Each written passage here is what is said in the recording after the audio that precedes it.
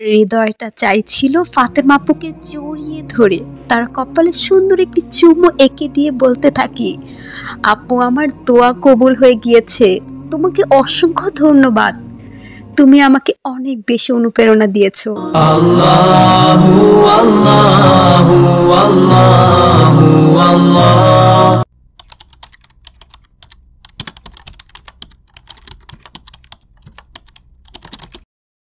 ওহে আমার প্রিয় থেকে প্রিয়তম বোন ফাতেমা, আমি কখনো কল্পনাও করতে পারিনি যে আপনার কাছে এফিটিতে আমি আমার দোয়া কবুলিয়তির ঘটনা শোনাবো। আলহামদুলিল্লাহ।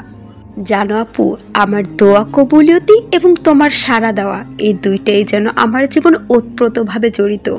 কথায় আছে না, আল্লাহ তাআলা যখন রহমতের বৃষ্টি বর্ষণ করা শুরু করে দেন তখন কার সাধ্য রয়েছে সেটা আটকাবার।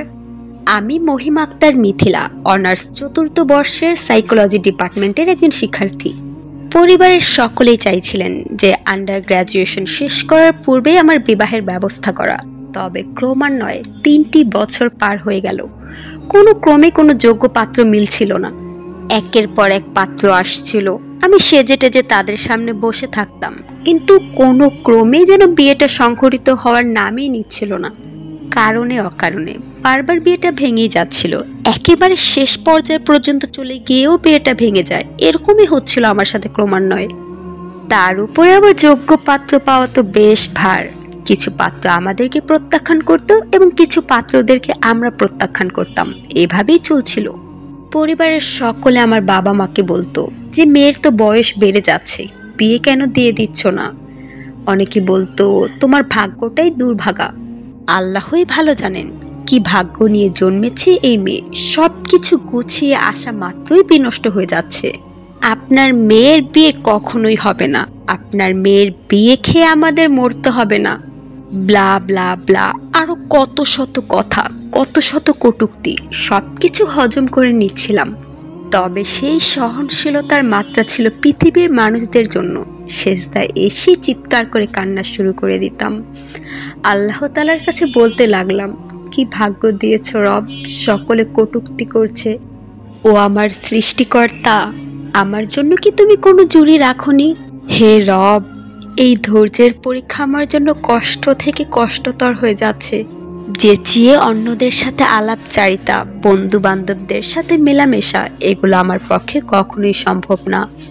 আমি না এক্সাম্পল হয়ে গিয়েছিলাম যে মেয়েদেরকে উচ্চশিক্ষা দিলে যা হয় আর কি, যোগ্যতা পরিশ্রম সবকিছু আমার কাছে ক্ষীণ হয়ে যায় এবং নিজের পড়াশোনাকে দোষারোপ করতে থাকি আমিও। তারপর মানুষের কথাগুলোকে হজম করে নিয়ে নিজের কষ্টকে বুকে মাটি চাপা দিয়ে আমি ইবাদত করতে লাগলাম। 5 ওয়াক্ত নামাজ পড়তাম, আল্লাহ তাআলার ইবাদত করতাম, অনেক বেশি আমল করতাম, দুরূদ শরীফ পাঠ করতাম, ইস্তেগফার করতাম। সব থেকে বড় কথা, একটি আমল করা মাত্রই আমার জীবনটা যেন বিস্ময়করের থেকেও যদি অন্য কিছু হয়ে থাকে অলৌকিকভাবে বদলে গেল। আমাদের বাড়িতে একটি আমলের বই ছিল এবং বইটিতে এরকম লেখা ছিল যে এই আমলটি করা মাত্রই তোমার দোয়া কবুল হবে শতভাগ। ব্যাস, আমি অন্তরে দৃঢ় বিশ্বাস জ্ঞাপন করলাম এবং আমলটি করা শুরু করে দিলাম। এবং তখন আমি মেনে নিলাম যে এই একটা দোয়াই আমার জীবন বদলে দিবেই দিবে ইনশাল্লাহ। এবং আমি আমার হৃদয়ের সমস্ত দুশ্চিন্তা পেরেশানি ঝেড়ে ফেলে দিলাম।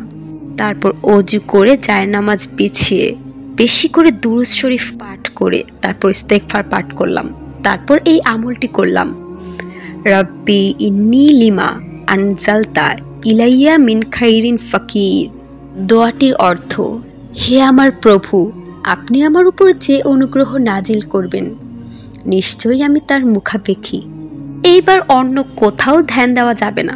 আমি মাজায় গিট দিয়ে বসে পড়লাম ইবাদত করার জন্য। ব্যাস, টানা 3 দিন আমি এই ইবাদতটি করলাম। তারপর আল্লাহ তাআলার কি কুদরত, কি বিস্ময়, যা ছিল আমার কল্পনারও বাহিরে, যেটি ছিল দুর্লভ, তা আল্লাহ তাআলা আমার জন্য পাঠিয়েছেন। এমন একটি সম্বন্ধ আসলো সেই সপ্তাহের মধ্যে, যে সম্বন্ধ আমরা সকলে দীর্ঘদিন যাবৎ কামনা করছিলাম। এটি হচ্ছে আমার জীবনে এক অলৌকিক মুজেজা, যেই মুজেজা কোন ফায়াকুনের জন্য আমি দীর্ঘদিন যাবৎ বসেছিলাম, দীর্ঘদিন ইবাদত করেছিলাম, তবে কবুল হয়নি। আল্লাহ তাআলা সঠিক সময়ে সঠিক জিনিসটা আমাকে দিয়ে বুঝিয়ে দিলেন। তার পরিকল্পনা অত্যন্ত অত্যন্ত সুন্দর। সুবহানাল্লাহ, আলহামদুলিল্লাহ। এই তো বেশি না, ঈদের পর গত শুক্রবার আমার বিয়েটা সংঘটিত হলো। আলহামদুলিল্লাহ, আলহামদুলিল্লাহ, আলহামদুলিল্লাহ। আমার প্রিয় বোন ফাতেমা, আপনাকে অনেক বেশি ভালোবাসি। আপনার কথাগুলো আমাকে অনেক বেশি সান্ত্বনা দিয়েছে, অনেক বেশি ধৈর্যের পথে চলার জন্য অনুপ্রেরণা দিয়েছিল। এবং ঘটনার শুরুতেই বলেছিলাম না, ফাতেমা আপুর সাড়া দেওয়াটা এবং আমার দোয়া কবুলিয়তি যেন ওতপ্রোতভাবে জড়িত। হ্যাঁ, আমি ফাতেমা আপুকে 2 মাস আগে মেসেজ দিয়েছিলাম, তবে কোনো সিন, রিপ্লাই, মেসেজ কোনো কিছুই পাইনি। তারপর 5 এপ্রিল ফাতেমা আপু আমাকে মেসেজ দেয়। তার মেসেজটি পাওয়া মাত্রই আমি কান্না শুরু করে দিই। কোনোভাবে আমার চোখের পানিটুকু আমি আটকে রাখতে পারছিলাম না। এ পানি ছিল আনন্দের। হৃদয়টা চাইছিল ফাতেমা আপুকে জড়িয়ে ধরে তার কপালে সুন্দর একটি চুমু এঁকে দিয়ে বলতে থাকি, আপু আমার দোয়া কবুল হয়ে গিয়েছে, তোমাকে অসংখ্য ধন্যবাদ, তুমি আমাকে অনেক বেশি অনুপ্রেরণা দিয়েছো। আজ তোমার উসিলায় এবং আল্লাহ তাআলার রহমতে এই মহিমাক্তার মিথিলা এই পর্যায়ে দাঁড়িয়ে, অসংখ্য ধন্যবাদ। সকল দিনী ভাই বোন যারা আমার ঘটনাটি শেষ পর্যন্ত শুনেছেন, অবশ্যই ধৈর্য ধারণ করবেন এবং আমার জন্য দোয়া করবেন। এই বছর আমি আন্ডার গ্র্যাজুয়েশন করব। অনেক বলে ফেলেছি, জানি না ফাতেমা আপু কীভাবে নেবেন, তবে আমি শেষে একটি কথা বলতে চাই। কথাটি হচ্ছে, ধৈর্য ধারণ করুন। আল্লাহ তাআলা শেষটা এত বেশি সুন্দর করবেন, এত বেশি সুন্দর করবেন যে আপনি চোখের পানি ধরে রাখতে পারবেন না। এবং সব দুঃখ একত্রে আসা শুরু করেছে না, সমস্যা নেই, খুব শীঘ্রই দেখবেন সব সুখগুলো একত্রিত হয়ে আপনার জীবনে চলে আসবে ইনশাআল্লাহ। সকলকে জানাই আসসালামু আলাইকুম। সকলে আমাদের নতুন বিবাহের জীবনের জন্য দোয়া করবেন যেন আল্লাহ তাআলা সুদূর প্রসারী করেন, আমিন। সম্মানিত বোন মহিমাক্তার মিথিলা, সর্বপ্রথম আপনাদের নতুন জীবনের জন্য অনেক বেশি শুভকামনা এবং অভিনন্দন। আল্লাহ তাআলা আপনাদের উভয়ের জীবনেই বরকত দান করুন, আমিন। আপনার ঘটনাটি শুনে আমার অনেক বেশি ভালো লেগেছে। শেষ পর্যায়ে এসে আমি আমার চোখের পানি আটকে রাখতে পারিনি, অনেক বেশি ভালো লেগেছে। তবে দুঃখের বিষয় হচ্ছে, এবং আপনাদের কাছে হৃদয়ের অন্তঃস্থল থেকে ক্ষমা প্রার্থী, আপনার মেসেজের অনেক লেট রিপ্লাই করেছি। আপনার কষ্টের সময়টাকে আপনাকে সঠিকভাবে মোটিভেট করতে পারিনি। তারপরেও আপনি কত বেশি কৃতজ্ঞতা জ্ঞাপন করেছেন, যা আপনার নিজস্ব আন্তরিকতা, মাশাআল্লাহ। এবং সকলের উদ্দেশ্যে একটি কথা বলতে চাই, অ্যাফিটির ফেসবুক পেজে আমি মোটামুটি সকলেরই রিপ্লাই দিয়ে থাকি, তবে কয়েক সময় একটু ব্যস্ততা, পড়াশোনা, তার পাশাপাশি নলেজ সিকিং সব কিছু মিলে যখন অতি ব্যস্ততায় জীবন যায় তখন একটু লেট রিপ্লাই হয়ে যায়। সেজন্য সকলের কাছে ক্ষমা প্রার্থী এবং ইনশাআল্লাহ সকলের পাশে থাকবো মৃত্যুর আগ পর্যন্ত ইনশাআল্লাহ। এবং দোয়া কবুলিয়তের ঘটনা এবং বিভিন্ন মোটিভেশনাল অনুপ্রেরণা নিয়ে প্রতিদিন আপনাদের কাছে হাজির হব এবং আপনাদের ইমানি শক্তিকে মজবুত করতে থাকবো ইনশাআল্লাহ।